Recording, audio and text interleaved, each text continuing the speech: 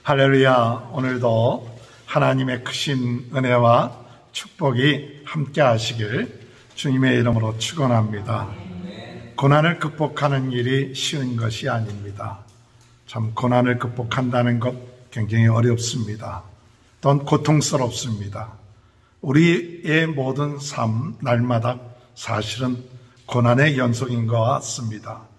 그러나 우리가 이 고난 가운데서도 참 중요한 것은 우리가 이 고난을 극복할 수 있다는 그런 믿음으로 나아가시는 저와 여러분이 되시길 주님의 이름으로 축원합니다. 지난주 말씀에 고난을 극복하는 신앙은 어떤 신앙인가? 고난을 극복하는 신앙은 우리의 인생이 짧다.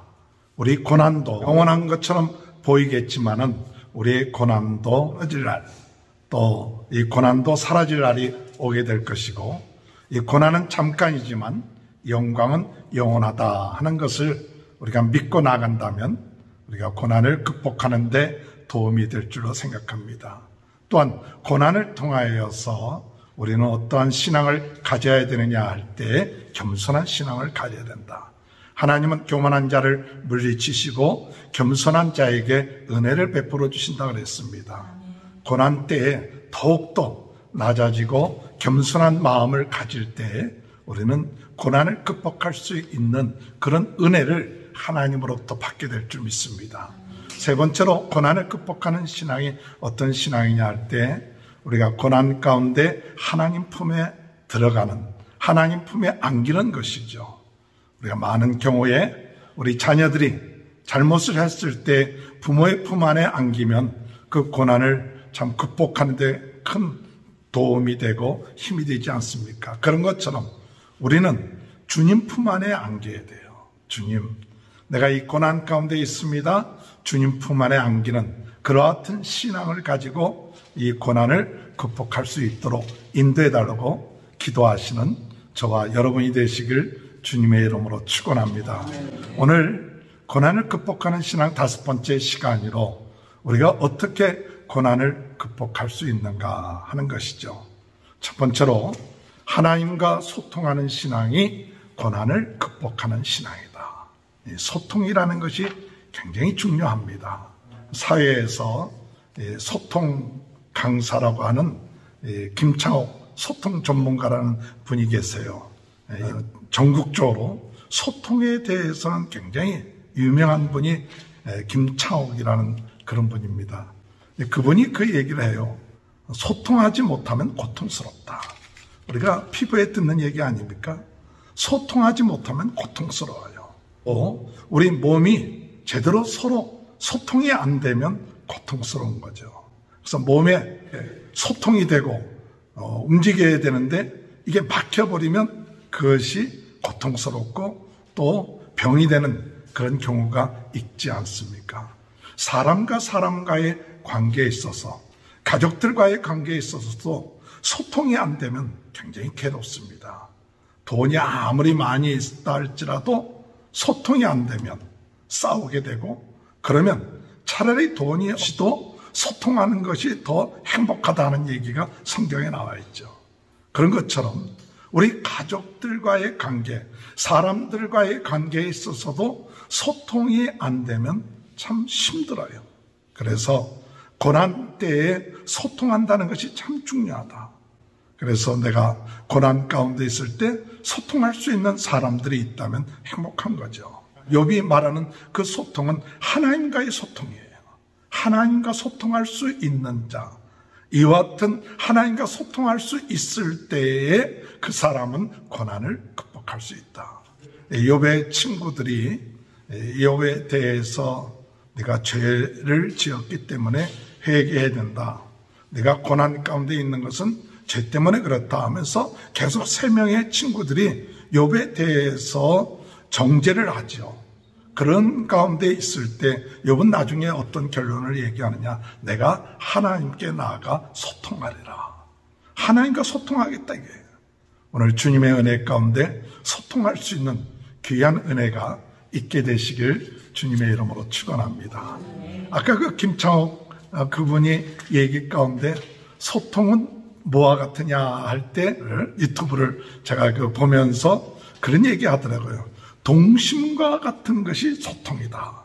예, 우리의 마음이 소통이 되고 있느냐 안 되느냐 할 때 우리의 마음이 동심, 어린아이 같은 마음을 가지고 있느냐 안 가지고 있느냐. 많은 경우에 오늘 우리들의 마음이 이 동심, 소통하는 마음이 점점 사라지고 있지 않습니까? 그러면서 그런 이야기를 하더라고요. 동심을 잃으면 우리가 참 소통하기 어렵다.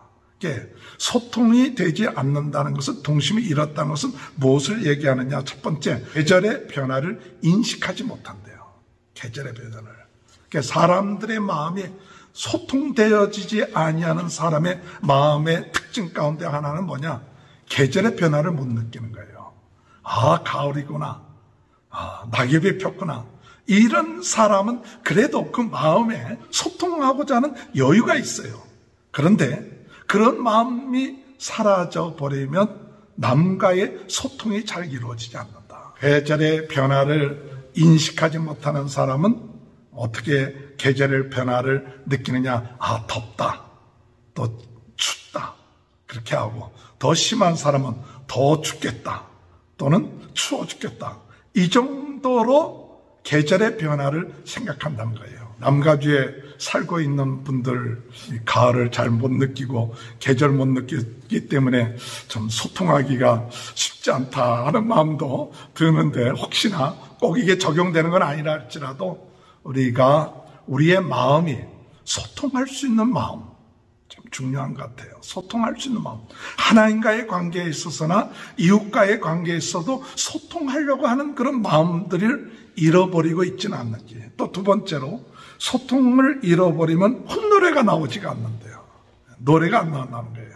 그러니까 누가 무대에서 노래 부르는데 어떤 분이, 그 나이가 드신 분이 그 노래를 부르면서 그 표정이 입술로 이렇게 따라하는 그런 모습을 보면서, 아, 저분은 그래도 뭔가 흥얼거리고 있구나. 누구의 노래를 들으면서 흥얼거리고 있다는 것은 그래도 소통할 여지가 있다. 그런 이야기를 하더라고요. 오늘 여러분, 우리가 인생을 살면서 다른 사람들과의 그 소통할 수 있는 여지, 이런 것들이 참 내 마음속에 노래를 듣는다든지 이럴 때 이런 그 흥얼거리는 그런 것들이 점점 사라지고 있다면 우리의 동심이 사라지는 거예요. 우리 마음속에 있는 그런 소통하는 마음이 사라지고 있지 않는가. 또 세 번째로, 동심을 잃어버리면 동물과의 교감하는 능력이 떨어진대요. 뭐 이게 전부 이분이 하는 얘기 가운데 동물과의 교감하는 능력이 떨어진다. 그래서 최근에 어떤 동물들과 이야기해 본 적이 있느냐, 그렇게 물어보는, 동물들과의 교감할 수 있는 마음, 참 이게 쉽지가 않아요. 그러나 여러분의 마음속에 이 동물들과 그래도 이야기할 마음이 있으면 그래도 내 마음속에 소통하고자 하는 그런 마음의 여유가 있다. 마지막으로, 동심을 잃어버리고 소통을 잃어버리면 유머 감각이 없어진다고 그래요. 유머 감각이. 그래서 참 아내나 남편이나 어떤 사람이 원하느냐 할 때 그냥 서로 이야기가 통하는 남자, 이야기가 통하는 여자, 그걸 원하는 거예요. 뭐 예쁘고 옷 입고 그건 두 번째고, 진짜 우리가 서로 이야기가 통할 수 있는 그런 관계. 그래서 서로 이야기할 수 있는 그런 관계가 생활에 나가는 데 있어서 참 중요하다. 그 이야기를 제가 그 유튜브를 보면서, 오늘날 우리들, 뭐 저 자신도 그렇고 많은 경우에 점점 살면 살수록 소통하기가 어렵구나. 소통의 감각을 잃어버리고 있구나. 사람들과의 소통의 감각을 점점 잃어버리고 있지는 않는지, 더 나아가서 하나님과의 소통의 그런 감각을 잃어버리고 있지 않는지, 오늘 고난 가운데서 우리가 소통의 감각이 회복되기만 한다면 그래도 고난을 받는다 할지라도 많이 위로가 되고 힘이 될 것 같아요. 그러므로 오늘 우리가 이 고난을 극복하는 방법 중에 하나는 소통의 감각을 회복하는 그런 신앙이 있게 되길 주님의 이름으로 축원합니다. 이 소통을 회복한다는 것이 뭔가? 그 소통을 회복하는 신앙이라는 것은 뭐냐면 욥기서 16장 4절 5절 나도 너희처럼 말할 수 있나니 가령 너희 마음이 내 마음 자리에 있다 하자 나도 그럴듯한 말로 너희를 치며 너희를 향하여 머리를 흔들 수 있느니라. 그래도 입으로 너희를 강하게 하며 너희의 근심을 풀었으리라. 오늘 여기 이 욥이 그 친구들한테 한 얘기가 뭐냐면 그 친구들이 한 얘기 나도 할 수 있다 그래요. 그게 뭐냐, 네가 죄를 지었기 때문에 그런 고난을 받는다, 뭐 회개하라, 뭐 그런 얘기들을 할 수 있다 그래요. 그러나 그와 같은 이야기들은 이 고난을 받는 자의 마음 속에 들어와 있지 않기 때문에 그런 얘기하는 거다. 진짜 이 고난 받는 자의 마음 속에 너희들이 들어와 있었다면 그 얘기가 맞는 얘기라 할지라도 그렇게 얘기해서는 안 된다는 거예요. 즉 소통이라는 것은 무엇을 의미하냐, 우리가 진리를 얘기하고 만든 얘기하는 것이 소통이 아니라 소통이라는 것은 그 사람의 마음 속에 들어가는 거예요. 그 사람의 마음 속에 들어가 있는 그런 마음이 소통이에요. 근데 참 쉽지가 않죠. 상대방의 마음 속에 들어가서 그 마음을 읽고 그 마음을 이해하는 것 쉬운 게 아니잖아요. 그러나 오늘 여기 이 욥이 말하는 것은 그런 좀 마음을 좀 가져라. 고난을 당하는 자의 마음이 얼마나 힘들까, 얼마나 어려울까. 그 마음 속에 들어가서 있으면 너희들이 하는 이야기 지금 그렇게 얘기해서는 안 된다. 도리어 그 마음 속에 들어가서 그들의 마음을 힘주고 그들의 마음을 위로하는 것이 먼저다. 그게 소통에 중요한 거예요. 그러니까 진리 얘기한다, 정죄한다, 바른 소리 한다, 그것이 중요한 게 아니라 먼저 그들의 마음에 들어가서 그들의 마음을 얻어. 그래서 마음으로 하나가 되는 거예요. 그러니까 진리를 전할 때에도요, 사람들에게 예수 믿으면 구원받습니다, 당신의 죄를 위해서 십자가에 못 박혀 돌았으면, 그런 이야기하는 것이 중요하지만은, 그러나 그 얘기하는 게 중요한 게 아니에요. 그런 진리의 얘기를 먼저 하는 게 중요한 것이 아니라 더 중요한 것은 그의 마음의 문을 여는 게 중요해요. 마음의 문을 열지 않고 그 마음에 그를 인정하지 않으면, 그걸 받아들이지 않으면 아무리 진리의 얘기를 해도 사람들이 받아들이지 않아요. 그러니까 정말 오늘 이 고난을 당하는 자들에게 있어서 중요한 것은 그들의 마음을 열 수 있도록, 또 그들의 마음과 함께 할 수 있는 그런 마음, 그런 것이 소통이다. 오늘 우리는 주님 안에서 고난 가운데 있을 때 우리 주님이 우리 마음속에 찾아오셔서 함께 하시고 역사하여 주신다는 사실을 믿으시길 주님의 이름으로 축원합니다.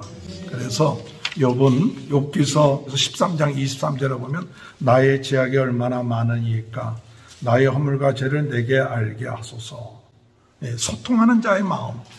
소통을, 하나님과 소통하려면 하나님께, 하나님, 내가 무슨 죄가 있기에 이런 고난을 받습니까? 그 욥이 하나님께 소통하면서 솔직하게 얘기하는 거예요. 하나님, 제가요 무슨 큰 죄를 많이 지었기에 이렇게 고난을 당합니까?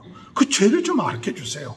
그게 욥기서 13장 23절 말씀이에요. 또 욥기서 13장 24절에 보면 주께서 어찌하여 얼굴을 가리시고 나를 주의 원수로 여기시나이까. 하나님, 나 원수로 여기지 마세요. 얼굴 가리지 마시고 나에게 있는 그대로 나타내 보이소서. 나의 인생은 마치 뭐와 같은 인생이냐? 낙엽 같은 인생입니다. 나의 인생은 마치 뭐와 같으냐? 좀먹은 의복 같은 인생입니다 하면서 13장 25절부터 28절까지 하나님, 나 이거 금방 그냥 낙엽처럼 사라지는 인생이에요. 하나님, 나를 불쌍히 여겨주옵소서. 참 소통할 때, 하나님 앞에 솔직하게 그 이야기할 때 하나님과의 교제가 이루어지게 될 줄로 믿으시길 주님의 이름으로 축원합니다. 사람들과의 관계에 있어서도 소통할 때 중요한 것이 내가 완벽하다, 내가 잘못한 것이 없다, 그러면 소통이 잘 안 돼요. 어떤 때 보면 내가 이렇게 부족한 것이 있습니다, 내가 이런 잘못이 있습니다, 좀 자기를 낮춰야 사람들이 좀 소통을 하는데 나는 부족한 게 없고 나는 완벽하고 잘못한 게 없다. 그러면 소통이 안 돼. 마음 문들을 안 열어요. 그래서 우리가 참 부족하다. 서로 부족하고 서로 위로가 필요한 사람이다. 이런 마음들이 있을 때 그때 이제 서로 인격적으로 대화가 되지. 난 너보다 낫다. 너보다 잘났다. 나는 부족한 것이 없다. 그러면 그냥 형식적인 대화는 해요. 사무적인 대화는 하더라도 진정 마음과 마음에 이렇게 통하는 게 없어요. 사람들이라는 게 그런 것 같아요. 내가 부족하다. 좀 이렇게 낮아져야 또 나도 허물이 있습니다. 이렇게 해서 자기 허물도 이렇게 내놔야 소통이 되지. 그렇지 않냐면 참 소통하기가 참 어렵더라고요. 그런데 우리 이 욥은 하나님 앞에 내가 이런 잘못이 있습니다. 그렇게 얘기하고 또 이 14장에 볼 것 같으면 우리 인생이 고난을 당하는 이유가 뭐냐? 인생이 고난을 당하고 어려움 당하는 이유가 욥이 한 얘기가 있어요. 14장 1절에 보면 우리 인생이 고난 당하는 이유가 무슨 죄를 지었기 때문에 고난 당하는 것만이 아니다. 근데 지금 친구들은 이 욥에게 한 얘기가 뭐냐면 죄 지었기 때문에 고난 당한다 그랬어요. 근데 욥이 얘기한 것은 우리 인생은 이 죄라는 것은 자범죄예요.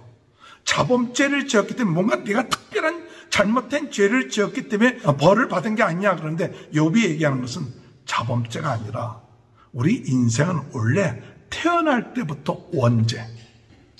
태어날부터 죄 가운데 태어났기 때문에 다 고생하게 돼 있다. 특별히 무슨 잘못을 자범죄를 지었기 때문에 고생하는 게 아니라 우리 인생은 여인에게서 태어났기 때문에 원래 인생이 이렇게 고난스러운 거예요. 그 얘기를 하는 거예요. 14장 1절 보세요. 여인에게서 태어난 사람은 생애가 짧고 걱정이 가득하며 14장 2절 그는 꽃과 같이 자라나서 시들며 그림자같이 지나가며 머물지 아니하거늘 4절에 보면 누가 깨끗한 것을 더러운 가운데서 낼 수 있으리까. 우리가 더럽다는 게 태어날 때부터 죄 가운데 태어나는 거예요. 온죄 가운데 태어났기 때문에 우리 인생이라는 자체는 태어나서 죽을 때까지 이런 고난과 어려움 가운데 있는 우리가 세상적으로 보면 그런 기본적인 운명 가운데 또 그러한 삶 가운데 있는 것이다. 오늘 여러분 그렇기 때문에 고난 당하는 자들을 바라볼 때 어려움 가운데 있는 자들을 볼 때 저 사람은 무슨 특별한 죄를 지었기 때문에 저런 고난을 당한다. 저렇게 어렵다. 그렇게만 보지 말고 우리 인생이라는 것이 태어나서부터 여인에게서부터 태어났기 때문에 다 이런 고생하다가 고통 가운데 있다가 가는 인생이다. 그렇기 때문에 이런 인생이기 때문에 누가 필요하느냐? 구원자가 필요해요. 구원자. 이런 죄 가운데 벗어날 길이 없거든요. 이런 죄와 운명에서 벗어날 수 있는 분이 누구냐? 예수 그리스도예요. 할렐루야. 그래서 예수를 믿는 사람은 여인의 후손에게서 나온 여인에게서 태어난 자들의 그 운명, 그 죄, 그 어두움에서부터 벗어나 영원한 천국에 들어가게끔 하신다는 사실이에요. 할렐루야. 오늘 여러분 이런 마음을 가지고 사람들과 소통을 하시기 바랍니다. 하나님과 소통하시기 바랍니다. 그러면 우리가 지금 당하고 있는 고난, 내가 무슨 큰 잘못이 있다는 거 아니더라도 하나님과의 관계에서 주님이 필요합니다. 그런 소통이 이루어지고 그래도 고난을 극복해 나가는 귀한 축복이 있게 될 줄 믿고 나가는 저와 여러분이 되시길 주님의 이름으로 축원합니다. 두 번째로 우리가 고난을 극복하는 방법이 무엇인가 할 때 고난을 극복하는 방법은 하나님을 피난처로 삼는 신앙이 고난을 극복하는 신앙이에요. 하나님을 피난처로 삼는 신앙이 고난을 극복하는 신앙이다.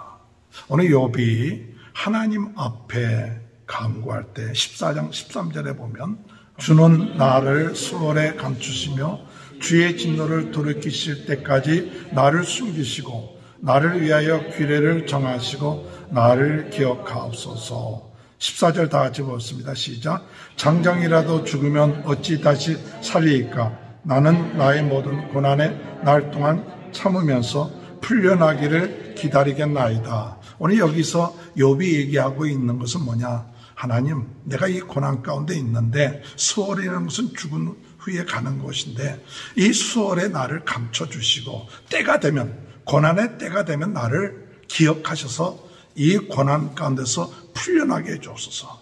사람은 다 죽습니다. 그러나 하나님, 이 고난 가운데에서 하나님 피난처 되신 주님 앞에 나를 감춰주시고 부활의 때 나를 불러주시옵소서. 그 신앙에, 즉 하나님께 피하겠나이다.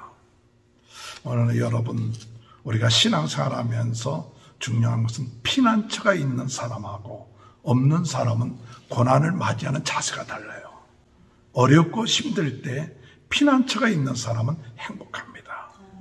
오늘 여러분, 누구나 다 고난을 받는 인생이에요. 우리 인생에 고난 없는 사람 없어요. 그러나 뭐가 차이가 있느냐? 피난처가 있느냐?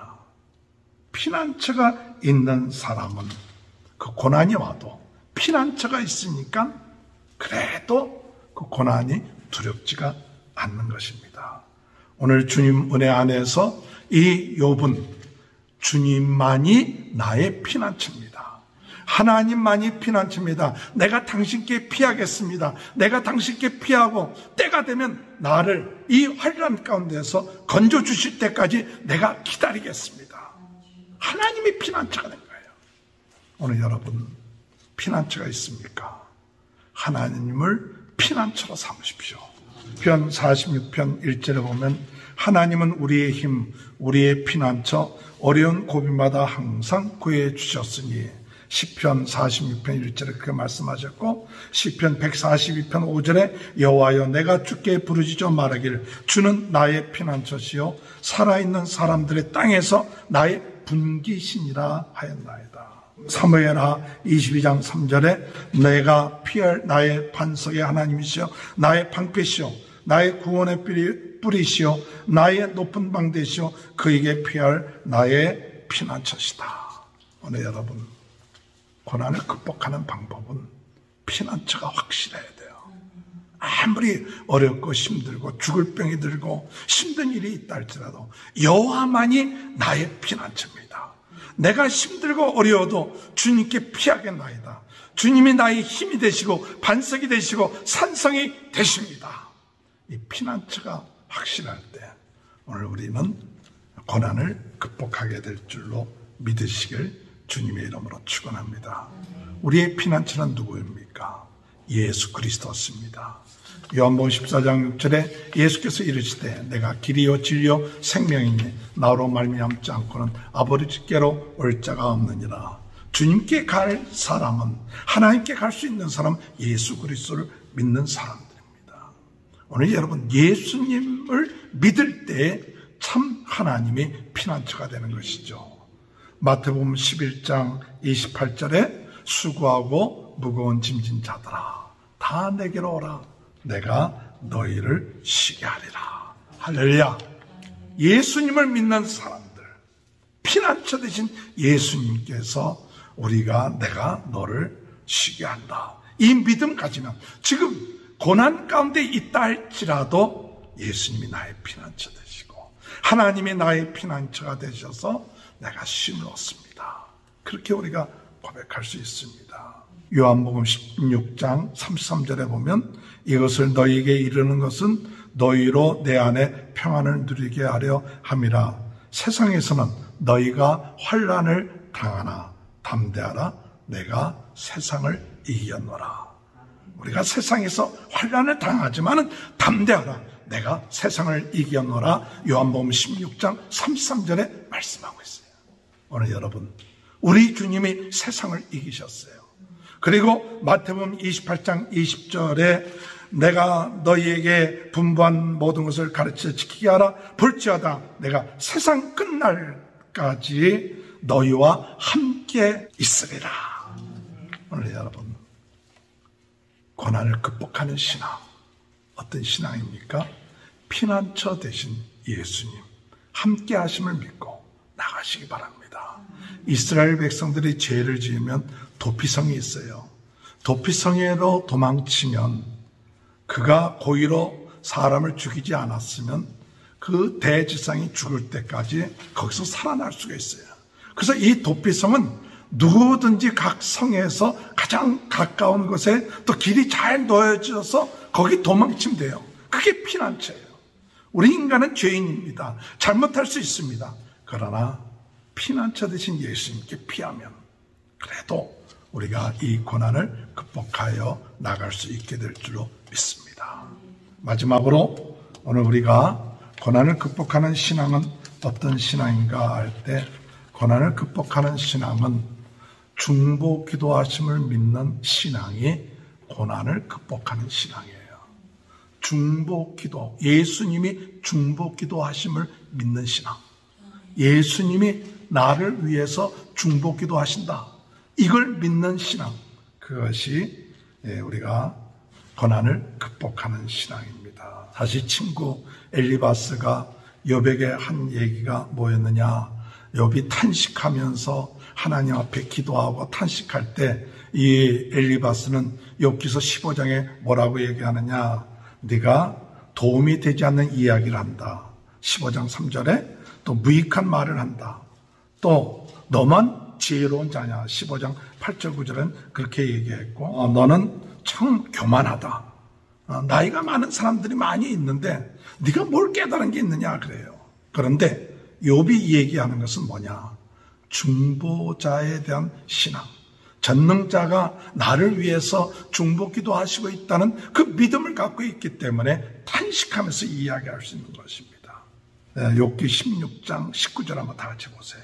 지금 나의 증인이 하늘에 계시고 나의 중보자가 높은 데 계시니라.